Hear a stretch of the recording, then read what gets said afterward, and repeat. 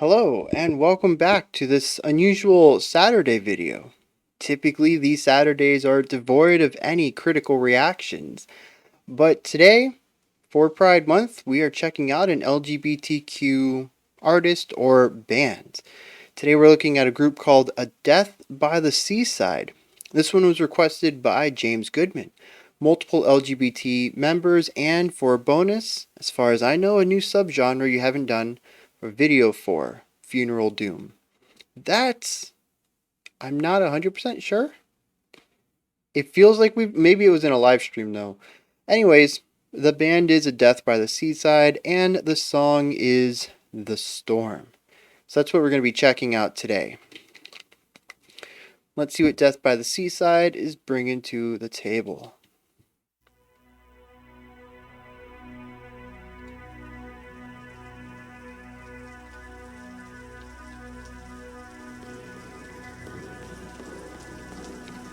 You know, given Funeral Doom a theatric opening with rain effects is right up what I would expect. Also, this is like a 13-minute epic, so get comfy.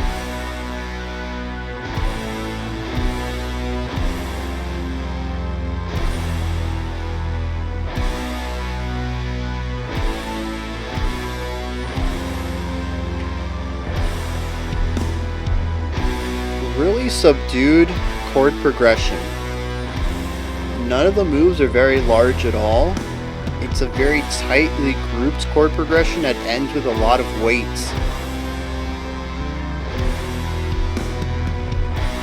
It's very moody and dreary and overall very lethargic.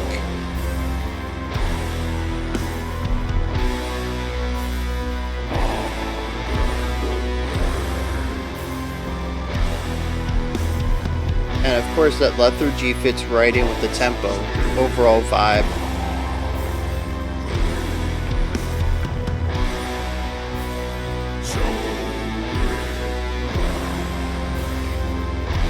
We have a string section over way on the periphery, quite quiet.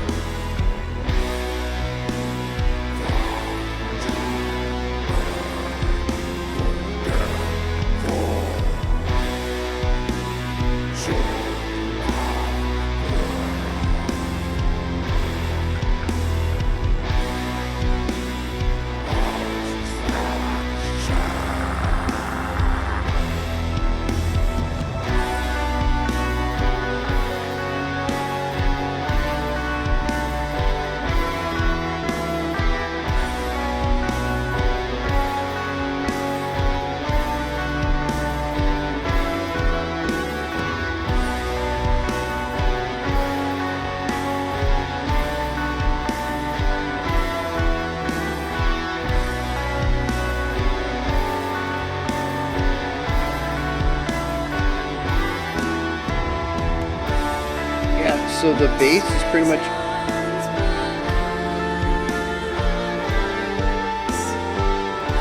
was not expecting this.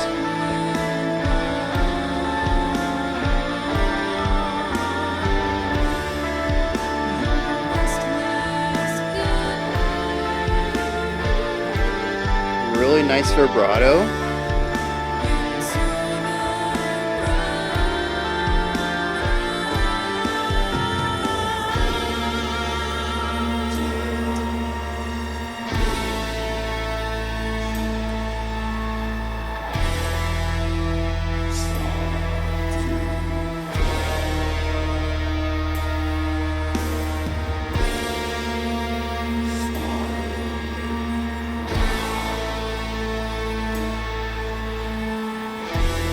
What are we at, like 65 BPMs?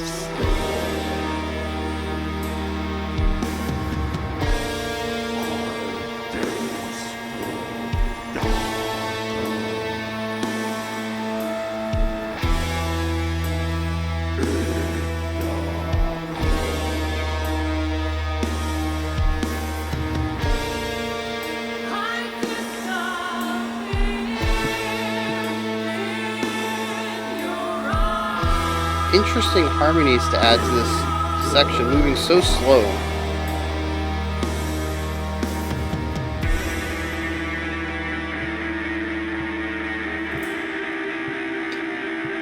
Yeah, so I'm looking at 61, give or take, on the BPM there.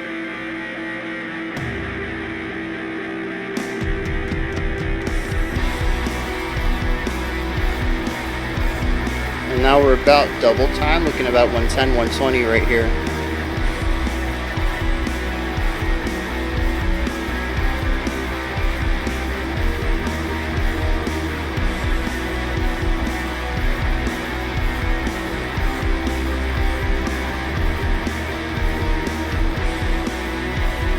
A lot more energy. The lethargy is gone. There's drive now.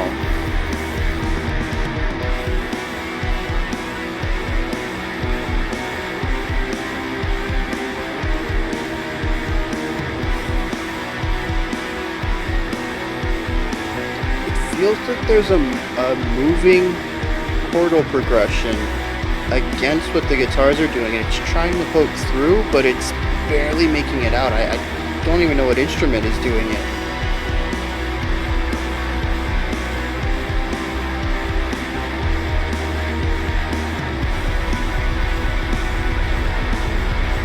Oh, I think it's the string section.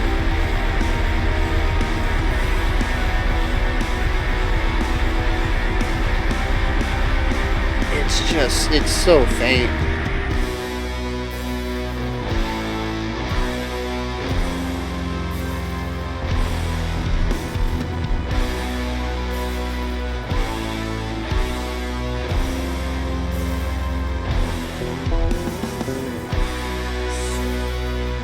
Just that little bit of bass.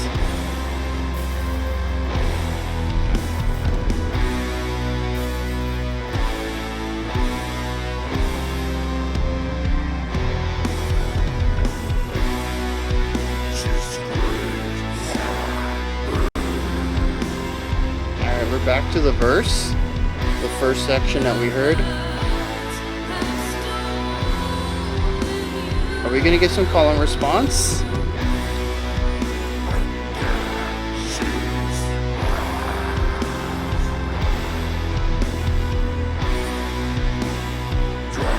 Oh, just that one part then.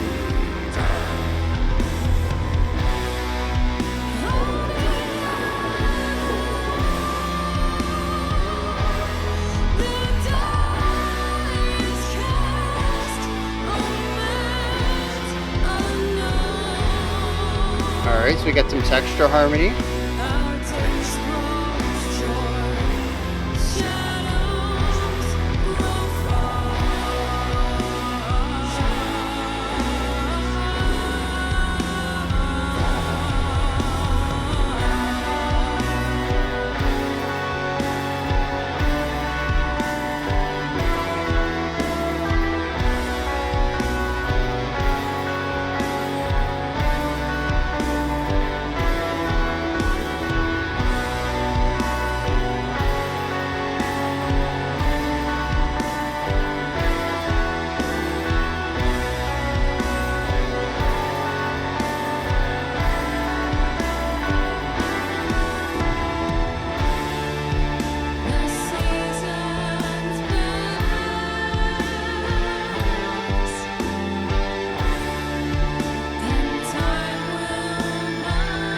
Yeah, so this is the second section from earlier.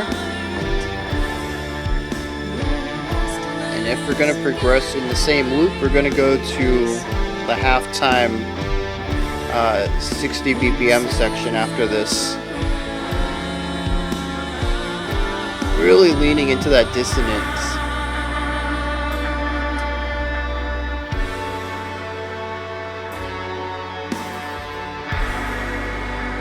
This is different though, musically.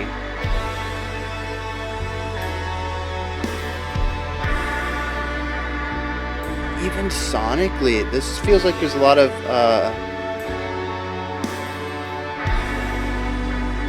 like reverb and width put on this right guitar.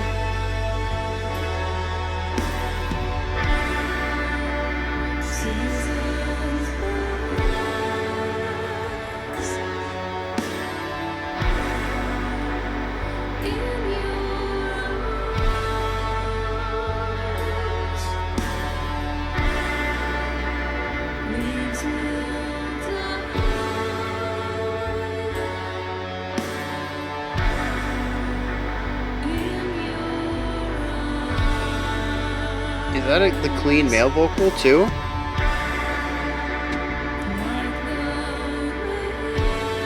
I think so. It's still so low and gravelly though. It's not quite the growl, but it's still.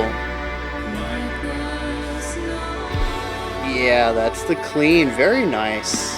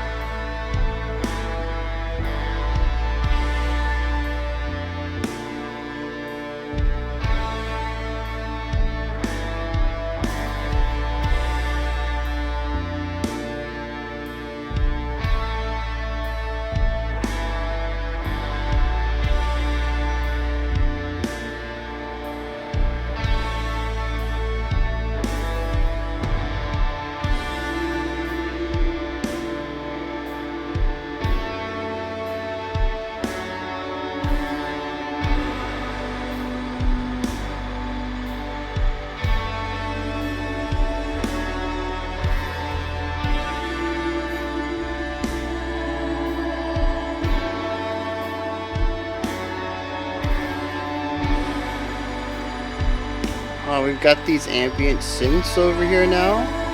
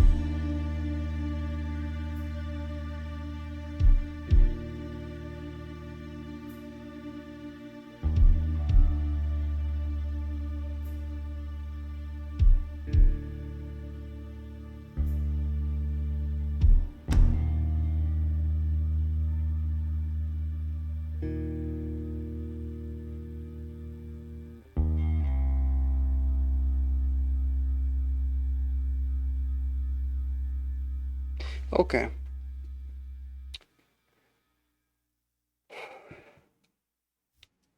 This was interesting. I definitely get a lot of the doom aspect to this track.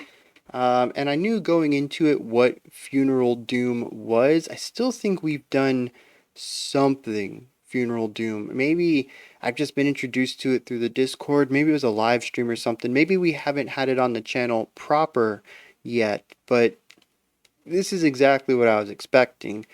Doom, but slower, more dreary, more heavy. And this is a 13-minute song. What was that track we checked out? Maybe it was last week, maybe it was the week before, where it was like oh, you know what it was? It was Maximum the Hormone. That Choo Choo Lovely song where they put in like 7 or 8 sections in less than 3 minutes. Yeah, this is the opposite of that, right? This is 3 sections in 13 minutes. And man, just not for me, right? I'm just going to touch on this subjective aspect real quick, get it out of my system, and we'll work on looking at the more objective elements in the song here. But this is like the concept of the slow burn taken to the nth degree, where it's not a slow burn of a section that eventually grows into something else. It's just a slow song, it doesn't really burn anywhere. It's just slow. And we stay in these sections for multiple minutes without much going on, especially the 60 BPM section. It is just, for me, it's maddening. I don't know if my brain just works. I don't want to say works too fast, but can't slow down. I think that's a good way to put it. I don't know if my brain just can't slow down to this. Maybe it's a mental thing, maybe it's an emotional thing, maybe it's a state of mind thing. I don't know what aspect, what personality trait would help somebody get drawn to this, but I can't see myself enjoying something like this. Maybe, I was going to say maybe on a shorter level, like maybe a 3 or 4 minute song, but then is that even funeral doom? What are you going to put? One, one, one section in there? I don't know. It's definitely something I haven't heard a lot of. At best, this is the second song I've heard in Funeral Doom, and I'm pretty sure if I've heard another, it was also on the lengthier side. But yeah, this is so far the opposite of what I typically listen for in music, especially casually. But the cool thing is, I found stuff to enjoy, and that's honestly one of the things I love about doing this channel and having you guys send me requests from a lot of these fringe ideas. We actually listen to a lot of stuff that is not part of the popular discussions, uh, even within reaction circles, where you still have large fan bases pushing some stuff that's not pop culture, but is still a big band in its own right, maybe in its own genre. And we explore even past those lines, right? Not even just what is popular, what is semi popular. We look at stuff that has like 37 views. It is kind of wild. And I love checking out stuff like this where I'm like, not for me. And then something catches my ear and I'm like, well, that's not bad. Overall, like I said, I don't know that I want to listen to a lot of this, but there were still some moments in it that I enjoyed and some really cool things going on that, if nothing else, might inspire me to work within some of these realms on my own work. So, again, with that subjective preface taken care of, let's check out what's going on here. First of all, I mentioned that there's not a lot going on here, but there are some cool things going on here. Our structure for this song is ABC, ABC. That's it. The second A and the second C are actually variations on the first time they come through. It's sort of what I would call a verse refrain bridge. I don't know if we could really call it a chorus. Maybe we can. It is the catchiest part, as the B section is when we get our female clean vocals that bring a really strong concept of melody, whereas the A and the C are primarily textual. So it is, like I said, the strongest portion of melody writing. So maybe it is a chorus. We can just use that, right? Verse, chorus, bridge, or part three, part C.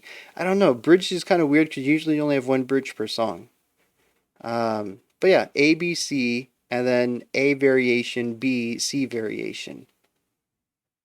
So there's not a lot going on here, and even the sections within themselves are kind of just a 1 to 2 bar idea that gets repeated ad nauseum for several minutes before switching to the next idea. So despite this being a 13-minute song, there really isn't a lot of music to talk about, so maybe this analysis is actually going to be a bit quicker. This might actually be the smallest ratio I've had. Usually, my videos are about 2.5 to 3 times as long as the music, which would put this closer to the 40-minute range for the analysis, and I might wrap it up a bit before that. We'll see. This might be a small ratio video. Alright, so we have the structure out of the way. What's going on in each of these moments? Well, the A and the B are very similar. We have the guitars and the strings laying down a chord progression. We have the bass going along with the chord progression, playing root notes. and the drums are playing a very minimal idea, and we have a vocal put on top of it. What's different is the vibe in both of these. In our A section, we have our growls. In our A variation, we have our growls with a little bit of cleans in there. But the primary vocal here is the growls. They are very low in the mix, underneath everything. In fact, I couldn't make out a single word from the growls. Between the compression and the low volume and being tucked under the guitar work, honestly, it was just a crackly texture, most of it for me, anyways. And this even persisted. We'll talk about this more when we get to the C variation, but when the male vocals came in clean, I still couldn't really tell that they were clean because they were so hidden and pushed into the mix once again. I don't know what it is with the vocal. I mean, does Doom do that? I don't think so. I'm kind of a fan of Doom. I say kind of. Maybe prog Doom is the proper term for it. I enjoy Oceans of Slumber and Zapata. And I didn't know that they were Doom bands, but when I looked them up, that's what they're labeled as. So maybe I enjoy Doom. I enjoy full albums for both of them, one album each at least. So maybe I enjoy Doom music.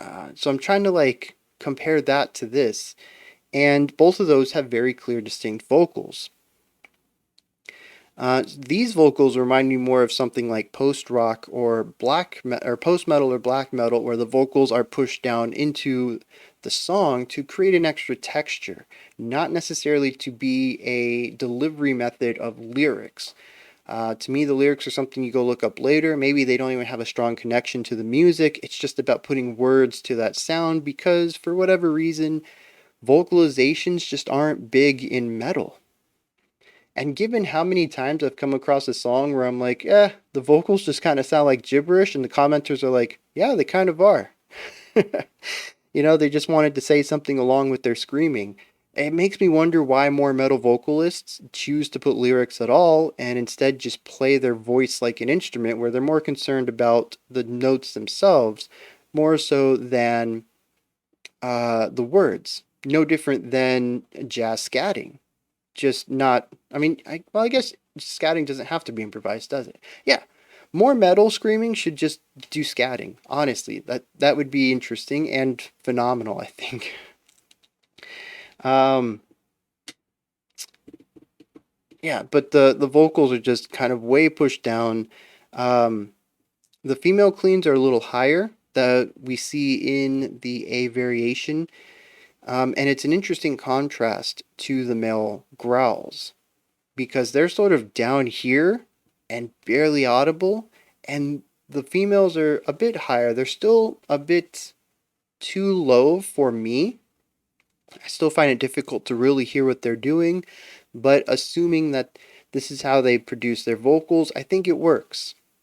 It's a little bit brighter, a little bit higher. Some of that comes with the range, some of that comes with the clarity of the cleans, but it's still pushed into the song a little bit, so it helps both of these vocal styles feel similar enough. Whereas if the female cleans were above the band and more in a placement of like rock or pop music, it would feel like they are distanced a bit from the growls. And you could make that work thematically, but on a purely musical level, without knowing the themes of the song, it would feel like it was an accident that one of them was higher, one of them was lower. I mean, I don't know which one I would feel was the wrong one, but both of them being produced differently would definitely give me a feeling that it's not the way it was intended to be. Something happened.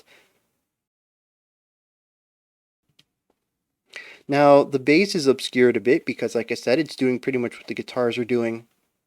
The guitar and the strings as well, I mentioned that they are far off on the left. Very quiet. You really have to listen for them. So the guitars are really what's heard most prominently here, and they're just really long notes. I'm not sure exactly what the tempo is, so I don't know if these are whole notes or half notes, but either way, they are held for a long time. And I mentioned that it's a really interesting chord progression because it's very tightly packed. Usually with your chord progressions, you're going to be jumping around a little bit just to give some extra motion and to search for those different emotions that you're going to want to put in here. And that's not what happened here. Our root notes were moving half steps at a time. Maybe a full whole step is the biggest jump we got. We didn't move up like from a root to a fifth or a root to a third or anything like that. I think we're lucky to have moved from a root to a second. Um, and our second just happened to be a whole note above or something like that. It's a very tightly packed idea. So it feels lethargic in that the chord progression doesn't even move very far. We don't get any wide jumps. Um, on top of that, though, it kind of plays around with this idea of moving towards an idea. The first three chords kind of feel like they're pushing towards a specific direction, into a specific resolution, and midway through this progression, or I guess 75% way into this progression, we get a series of two chords that lean into a bunch of dissonance. And I'm not quite sure what to make of it. I really wish that my ear was better at naming chords. It's a skill I never quite picked up on. I can tell you the emotion of a chord, I can't tell you the name of a chord. And I think it's, it just kind of gets muddied even more with distortion and stuff like that. So even if I could do it, I don't know that I'd be able to do it with metal anyways. But the idea here is that the chord progression, the first three chords, point to somewhere that we don't land on. There's definitely an element of being thrown and becoming lost in the chord progression.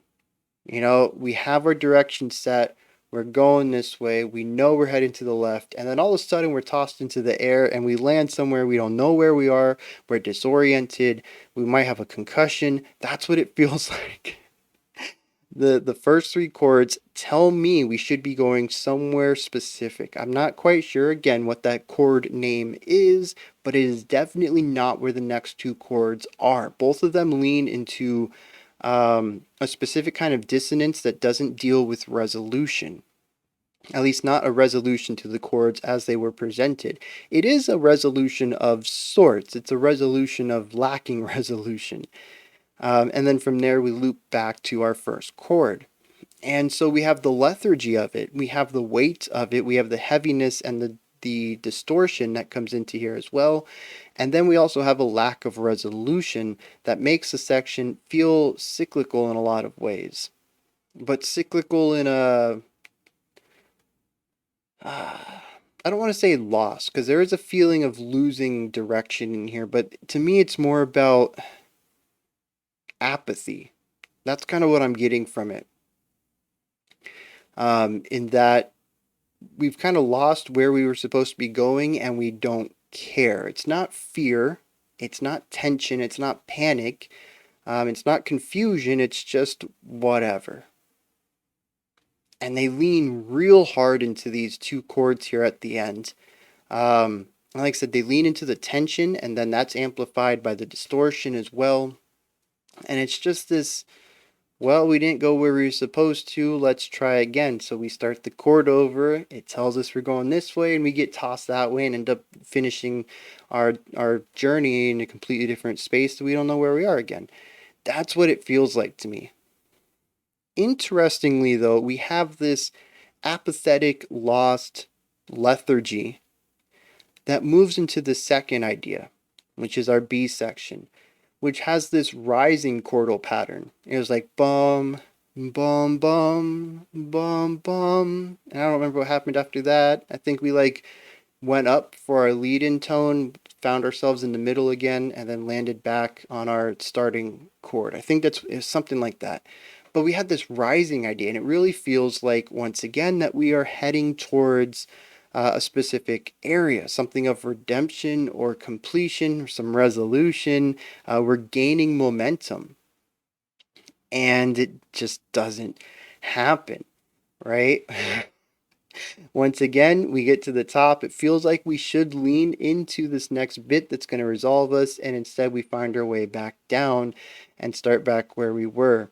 It isn't as strong of an element of lacking resolution as the beginning. It's sort of a cyclical half resolution where it doesn't feel completely resolved, but it doesn't feel completely separate from the rest of the chord progression either. And of course, the rising sounds that we hear in the guitar and the strings, we have our clean vocals here. There seems to be a lot more hope in here, although the chord progression tells us that the hope is meaningless, though, because every time we're about to reach that final moment of resolution to finish our journey, we fall back down and repeat the cycle. I don't think, like I said, the A and the B sections were very similar. I don't know that I would say there's anything other than the change in chord from this cyclical, very tight loop to this ascending style. But musically, I think we're all looking at the same thing. The only thing that I think is really different is that at the end of this section, the bass had a really nice run while the guitars were holding out the note. I think the vocals cut out at the end of every phrase, and we had this nice little doo doo doo doo doo doo doom, like moving bass line. Really interesting because nothing in this song has any momentum to it. And then we get this moving eighth note idea in the bass lick, or in the bass guitar, this moving eighth note lick at the end of every phrase. It feels just a little out of place, but I really like it. Once again, it's this hint of optimism. But of course, all of this optimism is completely destroyed when we get to the C section, and it moves down to this ridiculously slow tempo. I called it at about 65. When I checked the metronome app, it said 61. So I was close. Might actually be 65. It's a tapping thing, and I'm human, so the difference between 61, 62, 63, it's all very minute. So it's possible that it wasn't 61. It could be a little lower, a little higher, just, plus or minus 61. And so, if anyone's curious, actually, let me talk about this real quick. I have called out BPMs that were very close often in the past, and I've been asked a couple of times, how'd you do that? How do you know that? And completely separate from time signatures, which people have asked me about how I count out time signatures and stuff. That's kind of subjective. Tempo is very objective, and that's why it's easier for me to pick out. Beats per minute can also be separated into beats per second. 60 beats per second, or 60 beats per minute, which was about what we were here, is 1 beat every second. So if you have a really good internal clock and you are fairly precise about feeling out seconds, which I fortunately am. I don't know why. Maybe it was some stupid thing I did as a kid where I used to feel out the seconds on the clock while I was in class. Like, I don't know. I just have a really good internal clock. And so typically when I'm counting, I'll be like, all right, so yeah, we're about 1 beat a second. And that's exactly what that felt like. It was about 1 beat a second, and it felt a little faster, so I bumped it up to 65. The more that you do this kind of stuff, just give yourself a tempo and try to figure it out. How close is this to a second? Is this twice a second, which would be 120? We're just going to multiply that 60 BPM. 3 times a second would be 180 BPM, right? I base everything around that second. And the more that you do it, the more accurate you can get, because you can start to figure out what 70 feels like compared to 60, and how 70 is just a hair bit too fast for my 65 that I guessed.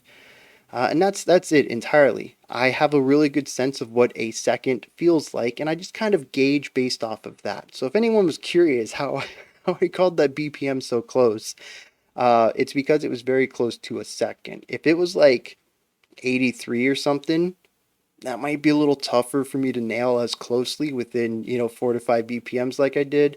But when it's very close to full second stuff, 60, 120, I can usually get real close on that. And I just got real fortunate with this, real lucky that it was close to 60. Anyways, yeah, this section's just super slow. So we have a hit And then on the offbeat, we have a cymbal, and then a hit, and then a cymbal. And that's this whole section. Boom. Tss, boom. We have growling in here. We have some clean vocals, but that's pretty much it. You're just sitting in this moment. This is easily the worst aspect of the song for me. It is a very specific vibe. I appreciate what it's doing artistically. I don't know any other way to really capture this lethargy or weight or just raw sadness outside of just a slow tempo. It does what it does very well. I appreciate it. Right tool for the right job. It's so slow for me. Um, and Yeah, and that's it. Like I can't even remember what the chord progression was because it didn't feel like a chord progression to me. The chords were so far apart. It was difficult for me to catch what we were doing movement wise. You just kind of got to accept the vibe of it. Interestingly, though, when we hit the C variation, we had a bit of a different idea here. We had a mix of clean female and clean male. The clean male vocals were way down in the mix. Like I said, during the reaction, I even had a tough time figuring out if they were cleans or growls. They were so disguised or hidden underneath everything else. I think I finally came around to accepting that they're clean males. I think it's very cool that we got them. Eventually, we also got a harmonized clean vocal that was like an octave higher than our primary clean vocal. Just a really nice moment for some melodic writing. Um, Guitars were doing their thing, strings were doing their thing, bass were doing their thing, drums were just being slow and sparse. But what was interesting is this right guitar had a completely different timbre on it. The guitar so far through the entire song had this typical fuzziness on it. Just a very metal guitar tone. A bit muted, not as sharp as something like extreme metal or you know, metal, right? Metal has that sharp guitar tone to it. This was a bit subdued, it was a bit rounded off. It still had the fuzz, but it didn't have the bite, if that makes sense. But it also had reverb on it, and it felt like there was compression on it, and it felt like there was something else on it. It kind of sounded like it was coming out of an old radio. It was compressed and a little muffled, and it had this reverb in it, like it was an old radio in a box where the sound waves could just bounce all around. And yeah, it just overall felt really distant. And I think it works well for this vibe. Just continue on with this lethargy. It could even be that the guitar, was going away from the rest of the band. They entered a different realm or a different plane. I mean, it is called Death by the Seaside, and maybe even from a sonic perspective, the guitar died while the rest of the band played on with its spirit. That's kind of the vibe I got from it. But yeah, just that was some big thunder. Uh, just compressed and distant and muffled and had a bit of reverb. And whatever that means to you, whatever vibe you get from that. It's interesting that it was selected just for this moment. It's interesting that it was selected just for the right guitar and not the left. It's interesting that they selected it for the end of the track, not even just the variation of the C section, but also as the outro. And we finished the song with slowly removing all these ideas. All right, until finally we just have the bass and the drums, and then even the drums fade out, and we're left with just the bass. And I think it's a neat moment to hear the bass tone. It's very warm, got a nice roundness to it. It's a very good bass tone overall. I would love to have heard it more. Unfortunately, the bass just wasn't that present. There were a couple of elements where it got a chance to shine, like that bass run in the end of the phrase for the B section, but a majority of the time it was playing what the guitars were playing, and it just didn't have the volume or the EQ to fight with the guitar for auditory dominance to be heard past it. It really needed moments to do its own thing, like that run, to really shine a little bit. And I do wish I could have heard a little more of it.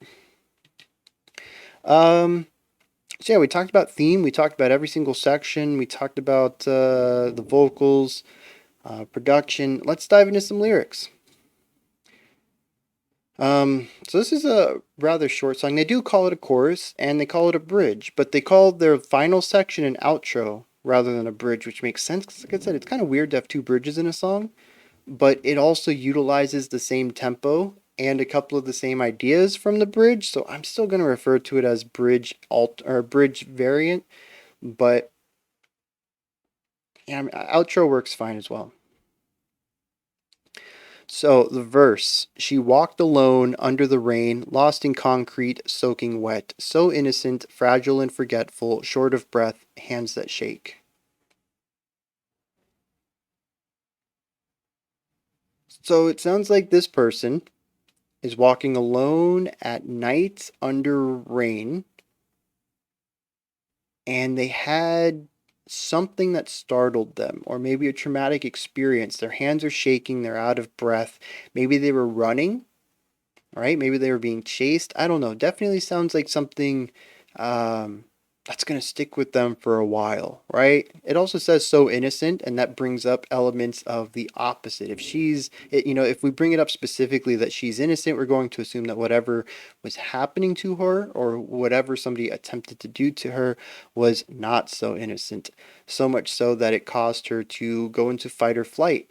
And she ran, now she's out of breath, her hands are shaking, so yeah, we're off to a start. The chorus comes in. The seasons pass, so will our lives. Time will bind your memories, your restless gaze. I can't escape into the ground.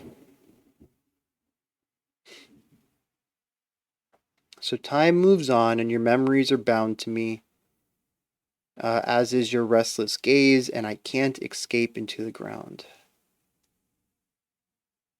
Maybe, maybe it's I can't escape into the ground, like a completely different idea. Because we have commas in the middle of the first three lines. The seasons pass, so will our lives. Those are connected, even though there's a comma there. Time will bind your memories. There's a comma there, but is it saying that times will bind your memories? Your restless gaze, I can't escape. See, I was kind of saying time will bind your memories and your restless gaze. I can't escape into the ground. But if we follow the pattern here, it says that I can't escape your restless gaze. Then just into the ground doesn't have a complementary phrase. I don't know, is that supposed to tie back into the I can't escape? Is the I can't escape a portion of both of them? I can't escape your restless gaze, and I can't escape into the ground. Maybe. I don't know. The bridge. This is the halftime section. Autumn leaves start to fall. Spiraling down, you dream of snow. Our days grow darker in the cold. I disappear in your arms.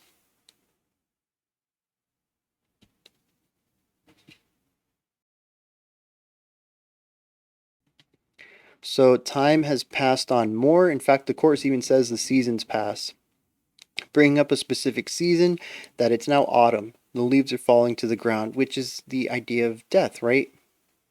I think uh, maybe not scientifically, but at least colloquially, we understand that the trees die in the autumn and winter and they come back to life in the spring and summer. Like that's how they're typically used metaphorically in a lot of poetry. So the trees have died and you're spiraling down into your dream of snow. So this person is also dying. Our days grow darker in the cold. I disappear in your arms. All right. So what I'm not getting everything here, but it seems like somebody that this person cares for is passing on, right? They're spiraling down, um, much like an autumn leaf. So they could be on like their final days, sitting on their deathbed. They know their time's coming. Maybe it's a medical thing that they understand they have limited time left.